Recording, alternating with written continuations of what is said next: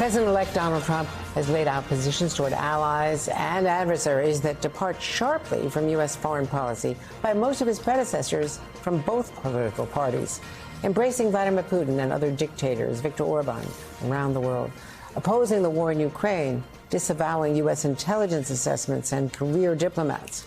And when he was in the Oval Office starting a trade war with China, some world leaders are celebrating Trump's victory, while others are trying to put on a brave face. Joining the discussion now is NBC News chief foreign correspondent Richard Engel. Richard, there is a divide. Europe very worried. The Persian Gulf leaders, MBS and others in Saudi Arabia and UAE are delighted. They have been, very upset with Democrats ever since Barack Obama was in the White House. And they are very pleased with Donald Trump. Yeah, I don't think there's too many people sitting on the fence. You either love him or you hate him. And if you love him, Netanyahu has embraced him and already Netanyahu is having the best day probably in the last year. Netanyahu has made it quite clear that he wants a new vision for the Middle East. He believes that Donald Trump is going to, help take him there. It's a vision of the Middle East in which Iran is significantly diminished, maybe regime change in Iran, maybe attacking their oil facilities and energy facilities, which President Biden had explicitly said no to.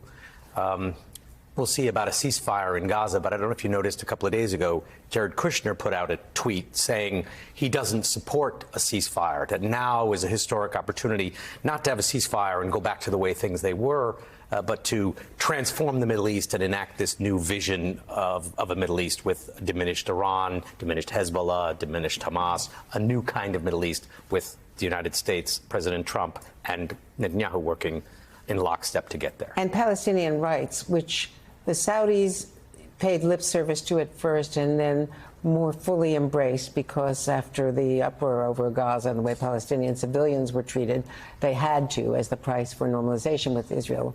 But certainly King Abdullah and Jordan and others, and maybe even the Saudis. King Abdullah has to because of the Palestinian population and him being next door to the West Bank. But Palestinian rights, particularly in Gaza, much less important. And then Zelensky. The pressure on Zelensky to negotiate with Ukraine, as we said just a few minutes ago, Donald Trump said he could settle that war in Ukraine in 24 hours.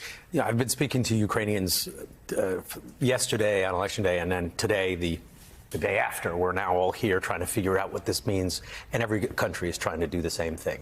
Everyone was watching this story. Everyone is now trying to figure out what the day after means. And you saw President Zelensky was one of the first people to come out and say, we're on the same page, that he embraces President Trump's vision for peace through strength. Of course he doesn't embrace President Trump's vision for what's going to happen in Ukraine, but he's trying to curry some favor because his future, Ukraine's future, the war's future, very much depends on ongoing U.S. military support. But there's also an irony here. The Biden policy wasn't particularly working well for Ukraine. What has been happening for the last couple of years in Ukraine has been the United States has been sending Ukraine weapons, but not enough weapons to win, just enough weapons to keep the war going. So many Ukrainians have actually come to the conclusion that they probably can't take back militarily alone that part of eastern Ukraine. They can't take back Crimea with military means alone. Zelensky, diplomatically, politically, for his own politics, can't really sign a peace deal giving away all of this territory to Russia. So forcing him into an agreement might not be totally unpopular among all Ukrainians. Trump can veto, any member can, NATO admission for Ukraine.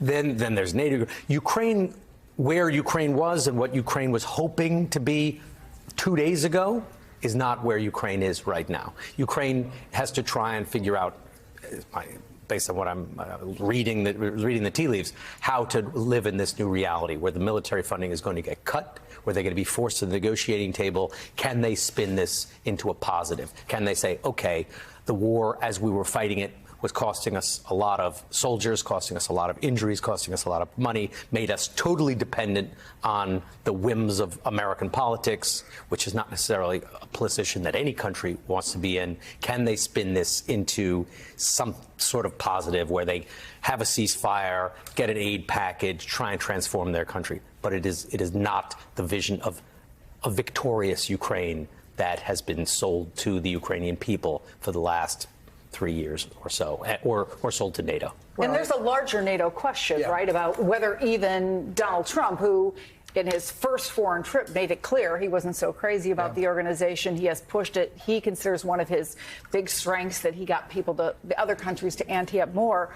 What happens to NATO under the second term? I mean, you can make the argument that NATO is basically a dead letter at this point. He did try to get out in his first term. It was people like John Kelly and John Bolton who stopped him at that point. But he has said since then repeatedly that Russia can do whatever it wants. That's his phrase, with any NATO ally who doesn't pay up, as he puts it, enough to spend on its own military. Well, that means Article 5 doesn't mean anything. Article 5 says all NATO members come to the defense of the other NATO members if attacked. In effect, that's a mutual defense assurance. If you don't have that as an inviolable provision of the NATO Charter, it is meaningless. What adversary takes it seriously now that Donald Trump is coming back in saying, I don't really care about Lithuania. You want to do something with Lithuania? It's fine. Even though Lithuania, by the way, does spend quite a lot on its own defense.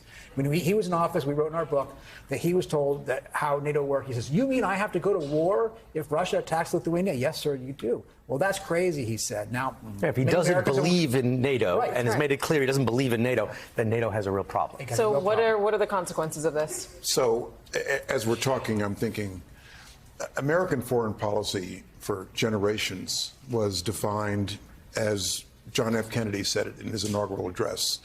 We will support any friend, oppose any foe for the survival and defense of liberty. Now, Trump's foreign policy seems to be we're all chumps here in the U.S., like a landlord in a bad lease. Why are we helping this country halfway across the world and not getting anything in return for it? And I'm the master deal maker. Just put me in a room with these two guys and I can make a deal. And then the whole thing. That's now what American foreign policy, I think, is. It's worth remembering, by the way, Trump didn't just say that he can solve the war in 24 hours, which he did. He said he will do that before the inauguration. So in the next 76 days, at some point, I guess it should be today, right? It could be, right? It should be. It's 24 hours. I guess he figured out a way around the. But if he doesn't believe in NATO, he doesn't appreciate what it's done. NATO was set up, just so everybody understands, after World War II, and it has established and sort of codified American dominance over the world, particularly over Europe, since then. Right. If you don't see a value in that entity that has given American power such preeminence, then you don't see the world. And he misstates the fact that the Europeans have Why do you think contributed Russia so hates much it so much? Why do you think Putin hates it so much if it was totally valueless? Yeah. The only time it's been used, Article 5, was in our defense after 9/11. And he completely misstates that Europe is contributing to Ukraine as much or more than we do at various times, much more than we did during the holdup on the supplemental. Absolutely. And much more of their GDP than we are, especially from the Scandinavian countries. So I would say Putin's having a good day. Netanyahu's having a good day.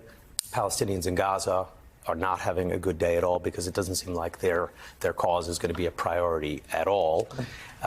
Iran should be concerned. I think when you talk about what Netanyahu's vision is, UAE, Saudi, also in a good mood. And the Baltic states are scared. And the Baltic states are scared because of the NATO and because of the lack of concern about keeping the Ukraine war going.